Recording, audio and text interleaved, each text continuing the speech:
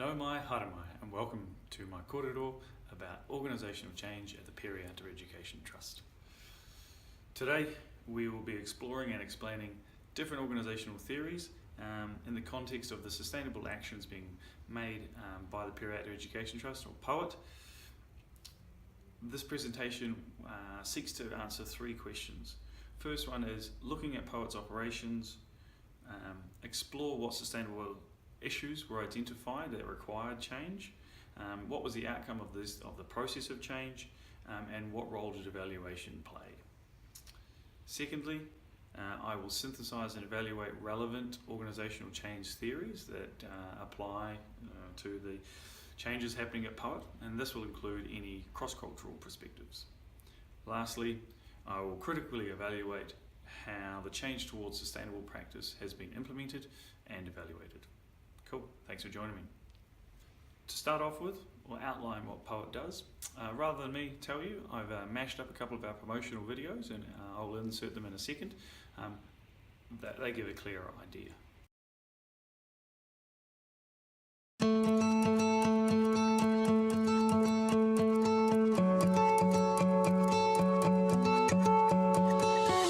Outdoor education has always been a cornerstone or part of New Zealand culture, and with a traditional school camp is that fond memory that everybody thinks back. It was the best part of school, it was when I went on camp.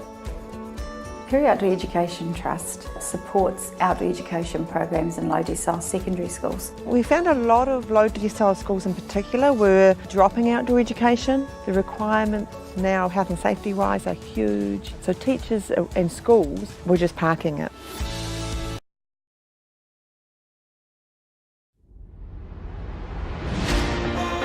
The benefit for getting teachers out of the classroom is that they get to come together, share ideas, pick up on concepts and see how that's interpreted in different environments, different contexts and different schools.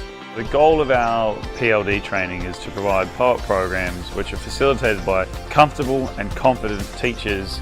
We're able to deliver really strong programs, which means that students have a quality learning experience that's authentic and relevant to them. It's quite unique and it's tailored to their school or their situation. As teachers, we're quite tactile, so being in an environment where we're able to practice what we're going to take back to school and use is quite crucial. Especially important for us to be able to be practical and when we're learning new things, just like the importance around safety, but also how we can sort of challenge ourselves and step out of our comfort zones. So it's really exciting to work with POET. They're just amazing experts at what they do.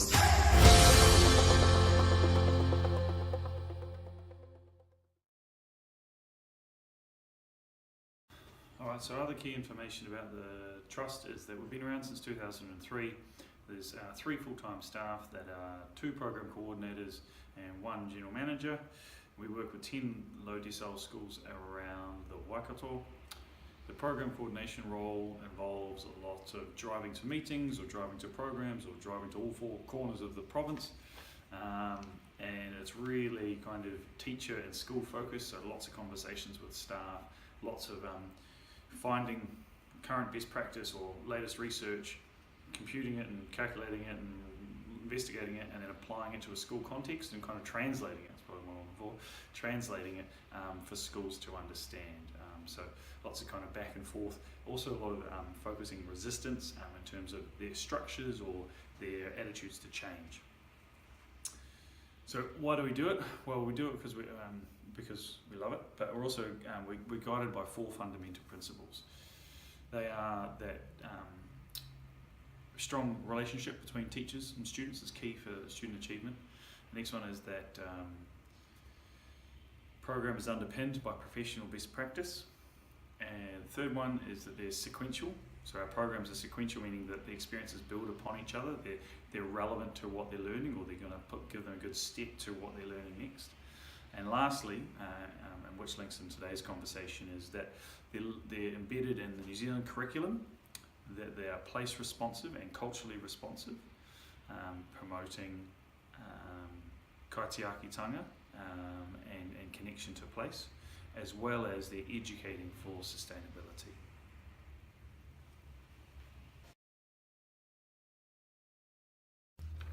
So what was the issue that we've identified that needed changing? Well, as my colleagues and I discussed that last principle relating to education for sustainability and placing culturally responsiveness, we came to the conclusion that across the board, that is the one which our schools are weakest at. Okay, they're great at the learning and the teacher and the connecting to the curriculum, but they're not good at this other stuff. So we looked at all of the factors, and there are a lot of factors that we identified that actually sit outside the purpose of this study, and we won't go into. But what we did come across was the role of our actions and what we had control over. So we reflected on our actions, okay, and in our interactions with the staff and schools, and going, right, well, are those interactions role modelling, positive environmental behaviours? Are we demonstrating care and understanding for our environment? And could we do more? And really that was what we found, is yeah, we might be doing those things kind of ad hocly, but as a organisation it wasn't a behaviour that we were driving through. So we really identified that role modelling in our approach and in our conversations to schools was a powerful step that we weren't making and that what we needed to do. And at the same time that we weren't doing it, we also saw that there's actually great opportunity for leadership there, so we could actually influence others. We could go, hey, we are doing this because, why don't you do this as well, because of all of the reasons, and apply it to other people's contexts.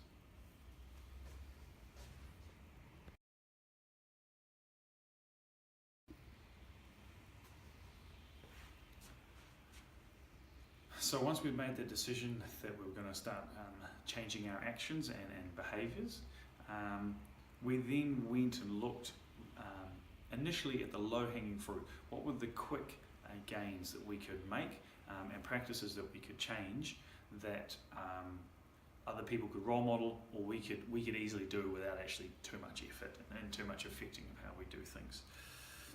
So first thing was, we actually created a monthly sustainability meeting where, just like your health and safety meeting, we meet monthly to discuss and work through issues and ideas relating to sustainability. Now we've only been doing, only on this process recently, so we're in our 4th month of it. So we've had 4 of those, okay? That was probably our biggest piece, but our other initiatives include staff driving less. So normally we'd zip across to meetings left, right and centre, and now we're zooming to people, okay, or we're using a pair in. In terms of getting to work, staff are now carpooling, using public transport, or coming in by bus. Not all of the time, and that is still our aim to do more of it, but we're looking at consistent switching out of one person, one vehicle driving in. We've decided that we're going to start reporting sustainability to our board. So they haven't asked for it, but we're going to start recording it and reporting it in our quarterly reports to them, as well as to our wider stakeholders through the avenue of our annual report. The actions and details on that we haven't quite finalised yet. We've also done the kind of quite simple actions of recycling paper and soft plastics when you could recycle soft plastics, using muds from the kitchens rather than takeaways, aiming to print and laminate less. We have done a fairly rough in-house carbon audit, and then we've actually, our office is in an office with 6 other organisations, charities down one end, four other charities down this end, and then a corporate arm down the far end, and we've started talking to them about environmental footprints and started talking to them about their practice and their behaviours. In terms of the schools, I guess a similar thing, we've started talking to them about plastic-free programs or operating plastic-frees, and having conversations on what do they know that could be used in their context to apply on their program. And very recently, and we haven't got it off the ground yet, but very recently we've decided that we're going to create a food policy for our schools, which will involve one meal, one dinner on each program that we support to be meat-free. And we will send that out to our schools, but as it's not unaccompanied, we'll then set out some supporting documents and information to help people with that change.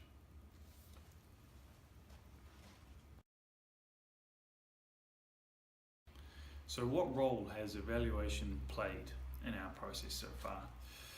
Well, it was the initial evaluation of our approaches in schools that led us to change. That was the catalyst for this change.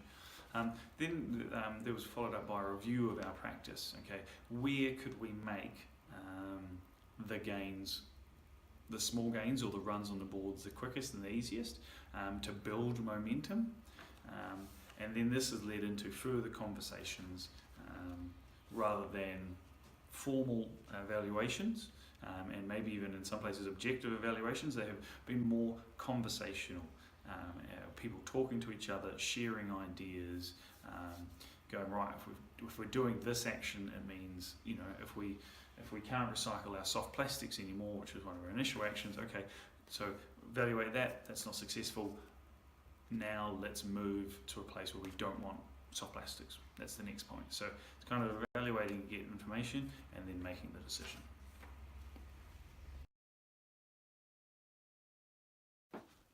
Okay, so that's the overview of POET and its actions. Now we move on to the second part of the assignment, the evaluating and synthesizing of organizational change theories that are relevant to what's going on. First off, the organizational change theory field is incredibly extensive. It's been researched for over 50 years. There is a vast range of models, opinions, and practices out there.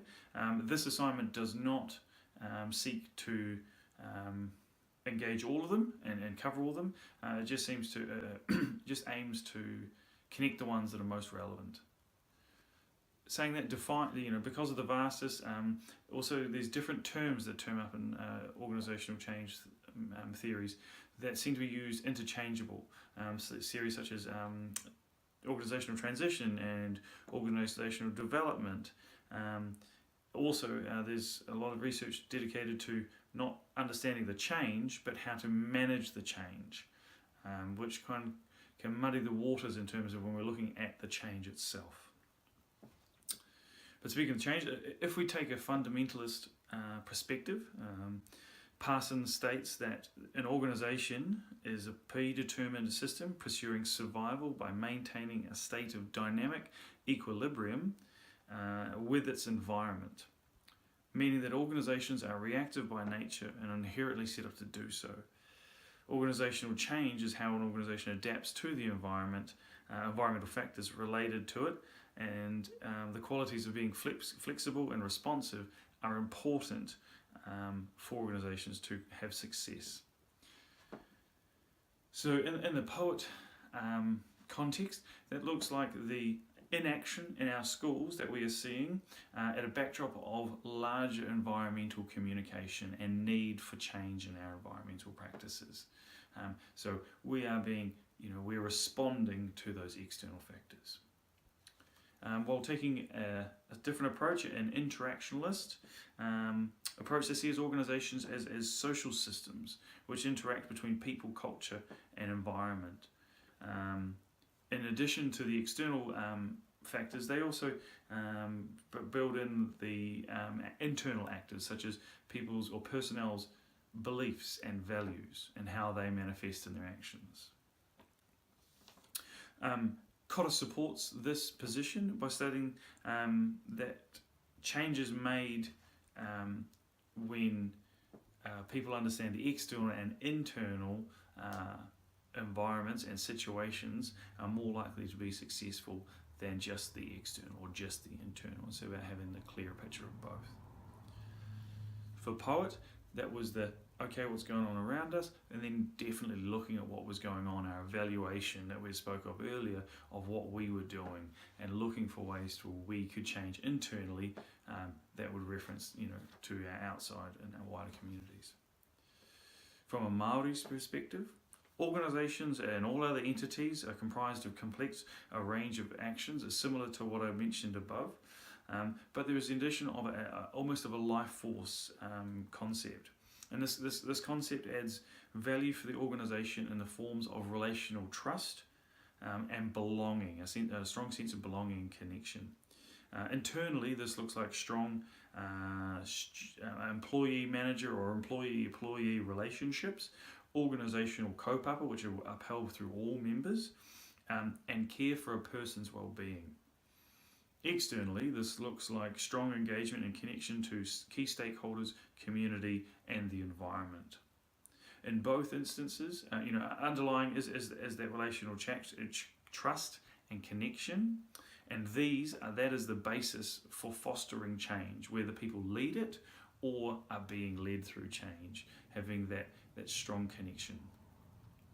In Poet, we are a small organisation. There's only the three of us. We know each other really well, and we're very strong in terms of our ability to work with each other, but also we foster those strong relationships with our schools. We have strong relations with the principals and leaders of the school, as well as the teaching staff on the ground. And we use those relationships and that trust that we have that we've built with them as our lever for change. And speaking of leadership comes up a lot in the literature. Most investigations into organisational change focus on leadership in some way or another, and most identify that as being key to successful change.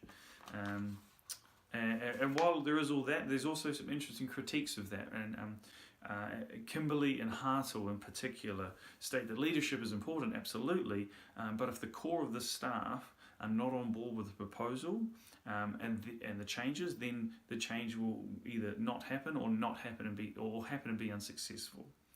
This thinking also links to Ashford and Mayall's social identity theory, as employers do not see themselves in the change, and it doesn't align with their world views. And that thinking has connections to the social movement theory of Della Porta and Ziani, in terms of people reflecting on their identity and as what's going on out there. Do they still believe in it? Do they still want to be connected to it, or has it gone away from their beliefs and value systems? Within the Poet team, as there is a small number of us, I've said before, we have a leader. There's one person who's been put in charge of managing all the sustainability actions, but we talk about everything. People freely bring ideas or question things or look for alternatives, and it's very open and collaborative in terms of, or empowering, I should say, in terms of people taking actions. So while someone's responsible for it, it's not that they are the be-all and end-all. It's very much a collaborative approach. Lastly, looking specifically at sustainability and sustainable actions within the context of organisational theories for change theories, was really difficult. There was a very small set of information out there. Most information is focused on market and financial and some economic terminology for change. And only a small segment was focused on the need for sustainability actions as part of their change. And we're also finding that in Poet as well. I'll mention later on, but the focus initially was what can we afford to do?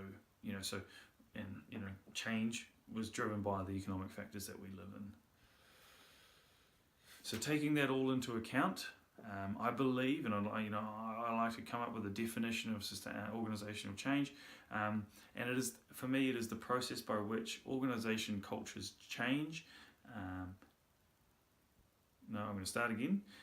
I believe that organisational change is the process by which organisations change their culture, actions, technologies, or strategies in relation to internal or external drivers.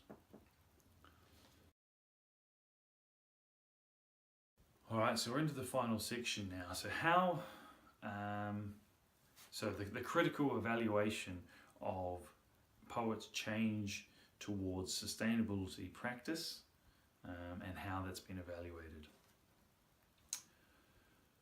First off, right from our initial inception,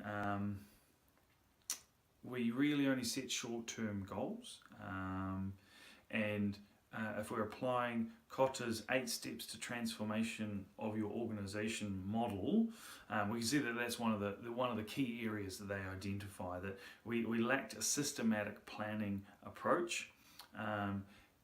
We just went for what was easy and to, like I said earlier, to build momentum, but we haven't got a place for that momentum to go. We've just decided we wanted to build it. So there's a lack of strategic planning and thinking there. However, this process of getting small wins has actually helped with another issue that we didn't know about. We have members of our organisation and people we work with who are not sure about sustainability, as in they don't value it, or they have a different concept of what is needed. But by us doing small actions and being kind of upfront about those small actions, it's actually brought them on side with the change and included them in it, because they're not big scary changes, but brought them along for the ride too, and actually now has they're part of it as well, and it's part of their journey and what they're doing in their practice. Linked to what I said earlier was another major failing of our implementation is not having a long-term goal. So we didn't have strategic short-term goals, but we definitely didn't have a strategic long-term goal, and we still don't. We are doing it now for the sake of doing it, because doing it is better than not doing it. And that's fine in the very short term, but I don't see it being sustainable if we don't set some targets and set some vision and set some goals that we were working towards. As mentioned above about the market forces and organisational change relating to sustainability, and how there's not very much of it out there in the literature. What I could find had a common theme of sustainability as a concept is approached once things are businesses are financially viable. So it's look after the economic, and then you can consider social or environmental aspects. So it's business as usual, and then that's a nice to have. Okay, so that's a bit of a issue, as it in Poets' perspective, is that we're a charity. We run on sponsorship and donations, and if we have an image of being too green, which is something people were concerned about, as I mentioned before, it could hinder our ability to be financially viable. Again, linked to more strategic planning comment, but we didn't think that stuff through, or enough of how it would be affect. And sometimes we've gone, it's a barrier, we may stop and looking at it, it may not be, but we haven't explored that further. Another thinking about the evaluation of everything is this has been done something very in-house by us three, on top of or as part of our normal jobs. So being objective and getting qualitative and quantitative information has been difficult, because it's just been our perspective in terms of what do we think's happened. Okay, let's make a change. What do we think? We haven't had a time to step back and observe, or have someone else observe, or external audit, or whatever you approach you choose. But we haven't got that external input or independent input into our processes. To wrap up, Poet is making small steps to make the organisation more sustainable. Within this process, evaluation is playing a key role. Not only is it measuring the outcomes of its actions, but it's also guiding the direction of where future mahi can go. The changes that we are seeing happen at Poet are consistent with popular organisational change theories. Thank you very much for watching. Ngā mihi nui ki a koe.